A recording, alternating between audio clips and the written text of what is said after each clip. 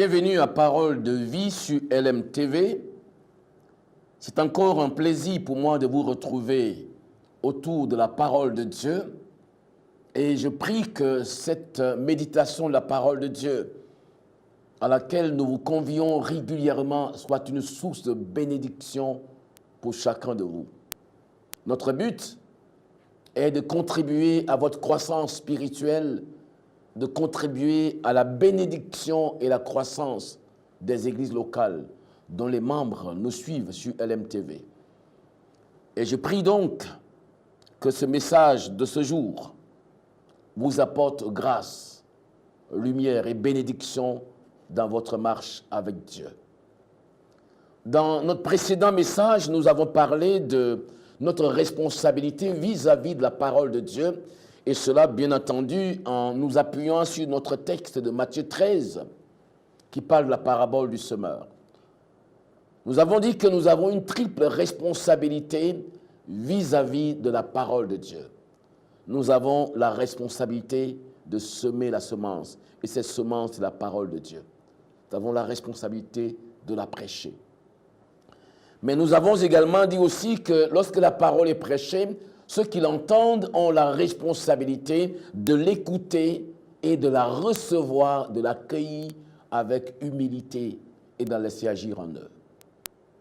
Cela nous a amené à une troisième responsabilité qui est celle de faire en sorte que la parole que nous entendons, que nous écoutons, que nous recevons, que nous accueillons, de faire en sorte que cette parole agisse dans nos vies, qu'elle porte du fruit en nous et qu'elle porte du fruit par nous dans d'autres vies. Ceci dit, nous constatons qu'il y a un lien entre l'œuvre de Dieu dans nos vies et la parole de Dieu. Il y a un lien. Celui qui reçoit la parole de Dieu et qui ne la comprend pas, n'entre pas dans tous les plans de Dieu pour sa vie parce qu'il ne comprend pas, il ne garde pas la parole de Dieu.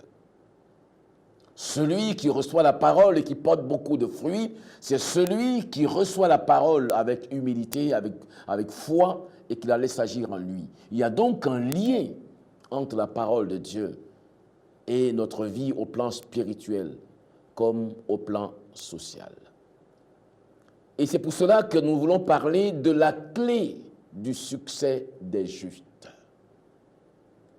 La parole de Dieu a-t-elle un rapport avec notre vie sociale?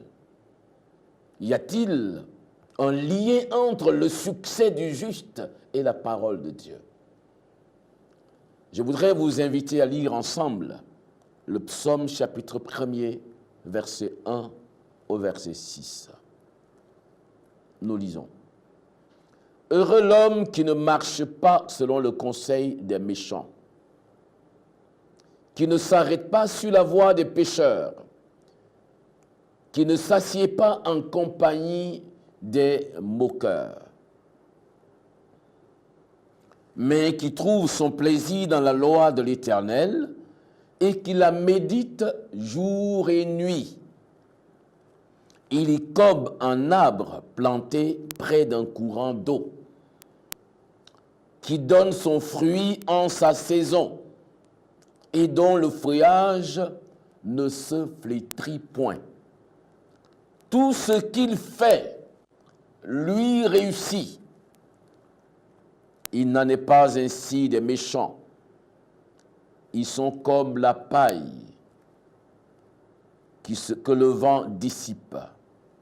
C'est pourquoi les méchants ne résistent pas au jour du jugement, ni les pécheurs dans l'assemblée des justes. Et la voie des pécheurs mène à la ruine. Le secret de la réussite du juste. Beaucoup de gens veulent réussir, et c'est normal. Dieu veut que nous réussissions dans tout ce que nous faisons. Lorsque nous lisons dans le livre de Josué au chapitre 1er, verset 8, il est dit à Josué que ce livre de la loi ne s'éloigne point de ta bouche, Médite-le jour et nuit, car c'est alors que tu réussiras dans toutes tes entreprises. Ces paroles sont très claires. Dieu exhorte Josué, qui a été disciple de Moïse pendant 40 ans. Maintenant que Moïse n'est plus là, Josué est appelé à une très grande responsabilité. Moïse avait réussi ce que Dieu l'avait appelé à faire. Mais la vie de Moïse était enracinée sur la relation avec Dieu. Il écoutait la voix de Dieu et il mettait la parole de Dieu en pratique. Sa vie était faite d'obéissance à la parole de Dieu. Et il a réussi dans la mission que le Seigneur lui a donnée. Maintenant, son disciple Josué a la responsabilité, ayant été choisi par le Seigneur pour succéder à Moïse, il a la responsabilité de conduire le peuple d'Israël sorti de l'Égypte, de le conduire jusque dans le pays promis et de faire en sorte que la promesse que Dieu a faite à Abraham soit réalisée. C'est une très grande entreprise. En plus qu'en face de Josué, il y avait 7 nations puissantes, les nations cananéennes, qui n'étaient pas prêtes à laisser Israël entrer en possession de l'héritage que Dieu leur a promis. Il s'agit donc d'une très grande entreprise. Quelle va être la clé, le point déterminant si Josué va réussir ou pas? Dieu va donner sa parole à Josué. Là, nous parlons de Josué chapitre 1, verset 8. Il va lui dire, la clé, je serai avec toi comme j'ai été avec Moïse. C'est ma responsabilité à moi en tant que Dieu. Je suis fidèle à moi-même et à ma parole. Ce que j'ai dit, je vais le faire. Je serai avec toi. Je veux accomplir ce que j'ai dit, ce que j'ai promis à Abraham. Je veux le réaliser. Mais quant à toi, Josué, tu as ta part de responsabilité. Et c'est ce que nous sommes en train d'enseigner. Dieu a sa part de responsabilité. Dieu veut accomplir des œuvres dans notre vie, mais nous avons une part de responsabilité. Et nous enseignons pour vous amener à comprendre quelle est effectivement votre part de responsabilité dans l'œuvre que Dieu veut accomplir dans votre vie. Alors Dieu va dire à Josué que ce livre de la loi ne s'éloigne point de ta bouche. Médite-le jour et nuit, car c'est alors que tu auras du succès dans tes entreprises.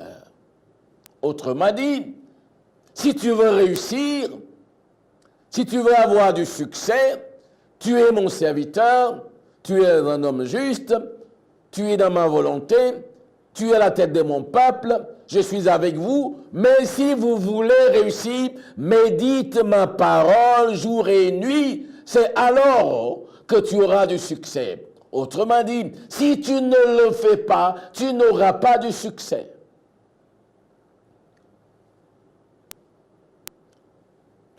Voilà ce que Dieu dit à Josué. Que ce livre de la loi ne s'éloigne point de ta bouche. Médite-le jour et nuit, car c'est alors que tu auras du succès dans tes entreprises. Combien de gens veulent du succès? Combien de gens veulent le succès? Combien de gens veulent la prospérité? Mais qui ne connaissent pas le vrai chemin de la vraie prospérité. Combien de gens parmi le peuple de Dieu sont désabusés? Ils veulent la prospérité, ils veulent le succès, et cela n'est pas une mauvaise chose en soi. Dieu n'est pas celui qui cherche l'échec de ses enfants. Dieu n'est pas celui qui veut que ses enfants marchent dans l'échec, dans la misère, dans la pauvreté. Il n'y gagne absolument rien. Mais Dieu a ses voies pour nous conduire dans ce qu'il a promis. Et beaucoup d'enfants de Dieu sont désabusés parce que, en recherchant, en lisant la Bible, les projets que j'ai formés sur vous sont projets de paix et non de malheur, afin de vous donner un avenir et de l'espérance. Je veux que tu prospères à tous égards et que tu sois en bonne santé, comme prospère l'état de ton âme. Autant de versets qu'ils lisent. Et ils ne savent pas, ils n'ont pas compris que les promesses de Dieu sont là, la parole de Dieu est là, mais aussi le chemin pour y accéder, le chemin pour entrer dans les bénédictions de Dieu sont bien décrites. Certains sont allés chercher une potion magique dans un endroit. Certains ont pensé que s'ils se rendaient dans un endroit, dans un lieu de prière, s'ils recevaient simplement une onction d'huile, ça suffirait pour qu'ils prospèrent. D'autres sont partis à des réunions et un prédicateur a dit que s'il donnait 100 000 francs, s'il donnait 200 000 francs ou s'il donnait 1 million de francs, Dieu leur donnerait d'être riches au point de dormir dans des lits en or. Et ils ont fait toutes ces choses et le résultat, pour la plupart d'entre eux, c'est un vrai fiasco et ils sont frustrés. Ils sont désabusés. Mes amis, s'il est vrai que la libéralité est un principe du royaume de Dieu pour que nous entrions, pour que nous bénéficions, mais c'est une bénédiction de Dieu, mais ce n'est pas seulement cela. Et chaque chose doit être placée dans son contexte biblique. Quelqu'un a dit qu'une parole de Dieu, un verset biblique sorti de son contexte est un prétexte. Un prétexte pour séduire les gens, un prétexte pour égarer les gens, un prétexte pour tromper. Mais que dit la parole de Dieu? La clé du succès, la clé de la réussite du juste nous est donnée par Dieu lui-même. Si quelqu'un nous dit que Dieu n'a pas prévu, que Dieu ne veut pas que ses enfants réussissent, il ment. Mais en même temps, si Dieu nous dit que il veut que ses enfants prospèrent et réussissent dans leur vie, non seulement au plan spirituel, mais aussi au plan social et dans tous les domaines, qu'ils prospèrent à tous égards, cela est évident dans la Bible. Mais il nous montre aussi le chemin. Et c'est pour cela que nous avons lu le Psaume chapitre 1er. Les psaumes sont des cantiques de louange ou de prière.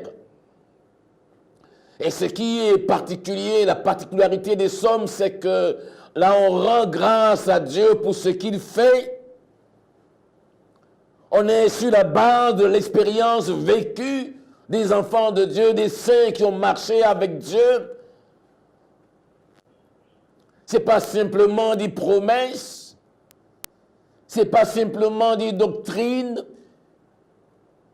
Il y a une part de l'expérience, il y a une part du vécu, de la pratique du peuple de Dieu, de l'expérience du peuple de Dieu que nous trouvons dans les psaumes, à travers leur prière, à travers leur louange, à travers leur adoration, qui nous sert d'édification pour notre foi aujourd'hui. Et alors que dit ce psaume, chapitre 1er? Heureux l'homme qui ne marche pas selon le conseil des méchants, qui ne s'arrête pas sur la voie des pécheurs, qui ne s'assied pas en compagnie des moqueurs. Tout commence là. Vous voyez, les versets qui suivent sont tellement intéressants. Le verset 3 nous dit par exemple, il est comme un arbre planté près d'un courant d'eau qui porte son fruit en sa saison. Et il ajoute, dont le feuillage ne se flétrit point. Tout ce qu'il fait lui réussit. Mais tout ce qu'il fait réussit à qui? À qui tout réussit ici dans cette parole? Tout réussit ici, pas à n'importe qui. Tout réussit à celui qui marche, qui ne marche pas selon le conseil des méchants, selon le conseil des inconvertis, le conseil de personnes qui n'ont aucune crainte de Dieu, qui marchent selon le penchant de leur cœur. Tout réussit à celui qui ne s'arrête pas sur la voie des pécheurs. Et sur le chemin qui mène vers la vraie prospérité, il y a tellement de voies qui se présentent. Il y a la voie des pécheurs et la voie des justes. Nous en parlerons dans nos prochains messages. Mais il y a beaucoup de voies. Il y a la voie des justes pour arriver à la réussite et la prospérité. Et il y a la voie des méchants. Tout réussit selon Dieu à celui qui ne s'arrête pas sur la voie des pécheurs, qui ne s'assied pas en compagnie des moqueurs. Autrement dit, à ce chrétien qui vit dans la sainteté, dans la sanctification. La réussite n'est pas synonyme de tricherie, de corruption et de coups bas. On peut réussir, on peut prospérer en étant un vrai chrétien, même si cela n'est pas toujours facile, et Dieu ne nous a jamais dit qu'il devrait être facile d'être un bon chrétien. L'apôtre Paul nous dit que tous ceux qui voudront vivre pieusement en Christ seront persécutés. Mais nous sommes la lumière du monde.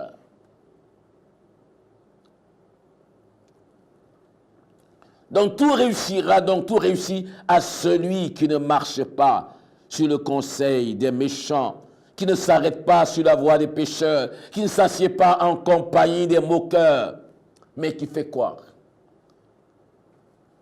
Vous savez, je suis très peiné de voir beaucoup de chrétiens pour qui nous prions, pour qui nous avons prié, qui sont très sincères dans leur volonté de marcher avec Dieu, de servir Dieu, de prospérer, et de servir Dieu, pensent-ils, disent-ils, avec le bien. Mais je suis perné de ce que certaines de ces personnes, un bon nombre de croyants, ne s'appliquent pas, n'apprennent pas à vivre dans la piété, dans la justice, à se débarrasser du mensonge, à se débarrasser de petits vols, à se débarrasser des tricheries. On ne peut pas vouloir la bénédiction de Dieu et entretenir une vie de désordre moral. Il est malheureux de constater des endroits où les gens parlent de prospérité, mais ils ne parlent pas non plus, ils ne parlent pas aussi de sainteté. Dans le sens de Dieu, la prospérité inclut la sainteté.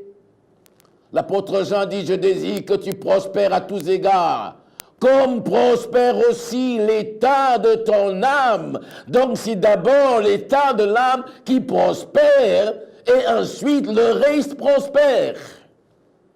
Comme prospère l'état de ton âme. Jean n'est pas en train de dire à quelqu'un, et le contexte d'ailleurs de cet épître nous montre que Jean parle à Gaius, un homme qui vit dans la sainteté, dans la piété, dans l'obéissance et dans la consécration à l'œuvre de Dieu.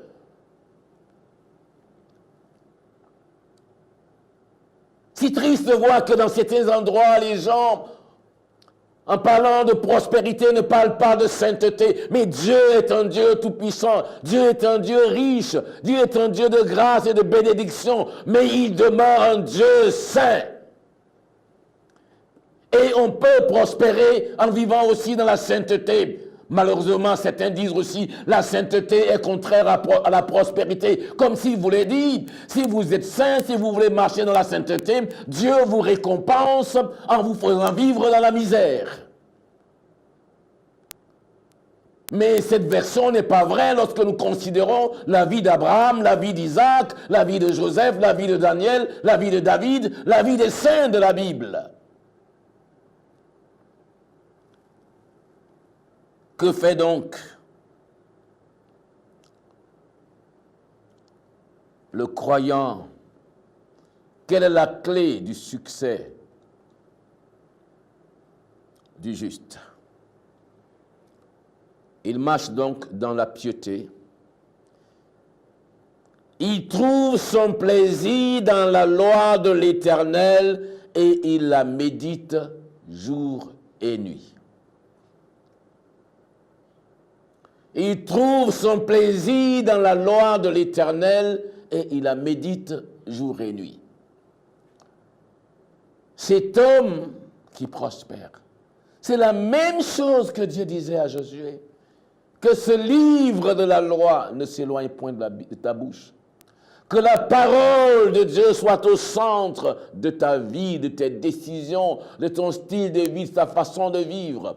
Je ne dis pas que la personne va devenir, va afficher une apparence de piété, de religiosité partout où elle se trouve en récitant des versets bibliques ici et là à tort et à travers, en portant des symboles chrétiens ici et là à tort et à travers. Mais il s'agit d'introduire les valeurs du royaume de Dieu, les valeurs de la justice, les valeurs de la sainteté, les valeurs de l'honnêteté, les valeurs de l'intégrité en toutes choses, de les introduire dans votre mode de vie au plan social et dans vos affaires de chaque jour. C'est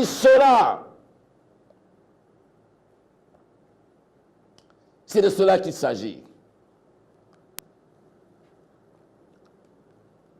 J'ai écouté un jour l'histoire de quelqu'un, d'un jeune homme, et je suppose que certains d'entre vous, ou plusieurs, vous avez déjà entendu cette histoire. Un jeune homme dont la mère était une femme très pieuse et qui va faire son service militaire. Lui, le jeune homme, n'était pas très pratiquant. Avant de partir, sa mère lui donne une Bible avec une chaîne pour fermer et elle lui dit, quoi qu'il arrive, quand tu seras dans le besoin, chaque fois, lis ta Bible. Le jeune homme part et met sa Bible quelque part dans le coin de sa valise, il ne l'ouvre pas, il est dans le besoin. Il écrit à sa mère, « J'ai des besoins, envoie-moi de l'argent. » Et sa mère lui dit, « As-tu lu ta Bible ?» Et il est irrité, « Qu'est-ce qu'elle veut que je fasse avec la Bible quand j'ai besoin d'argent ?» Après son service militaire, il a envie de passer un petit savon à cette vieille religieuse. Il déballe sa petite colère. J'ai eu des besoins, j'ai eu ceci, j'ai eu cela. Tu ne m'as pas aidé. Tu ne m'as pas répondu. Et la mère lui dit, as-tu lu ta Bible? Il dit, qu'est-ce que tu veux que la Bible fasse avec des besoins matériels? Et la mère lui dit, ramène-moi ta Bible. Il ramène sa Bible. Elle ouvre la Bible. La mère avait bien mis au milieu une enveloppe avec de l'argent à l'intérieur. Si ce jeune homme avait pris le soin de lire sa Bible, en l'ouvrant, il aurait trouvé que sa mère avait tout prévu pour lui, qu'elle avait tout gardé dans une enveloppe au milieu de la Bible qu'il a reçue. Est-ce que c'est une histoire vraie? Est-ce que c'est une illustration? Je ne puis vous le dire, elle ne vient pas de moi, cette illustration. Mais ce qu'elle nous enseigne, c'est que Dieu, lui aussi, a mis dans sa parole toute la provision nécessaire pour nos besoins, au lieu de courir désespérément à gauche, à droite. Que ce livre de la loi ne s'éloigne point de ta bouche, médite-le jour et nuit. C'est alors que tu auras du succès dans tes entreprises en agissant conformément à ce qui y est écrit. Que ce livre ne s'éloigne point de ta bouche. Médite-le jour et nuit et agis conformément à tout ce qui est écrit. Alors tu auras du succès. Si tu fais ta part, Dieu est fidèle. Il fera la sienne.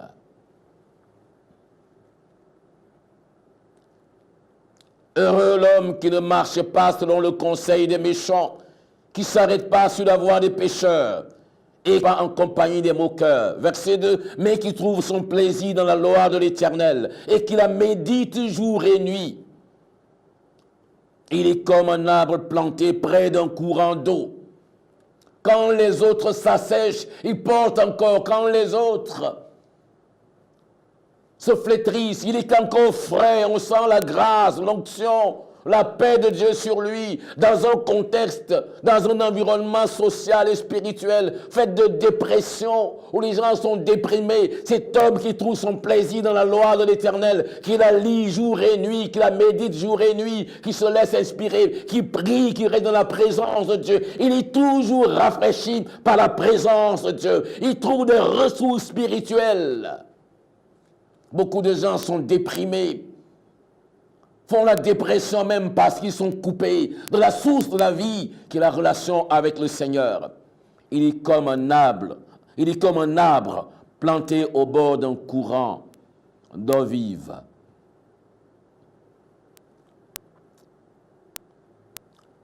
Qui donne son fruit en sa saison et dont le feuillage ne se flétrit point.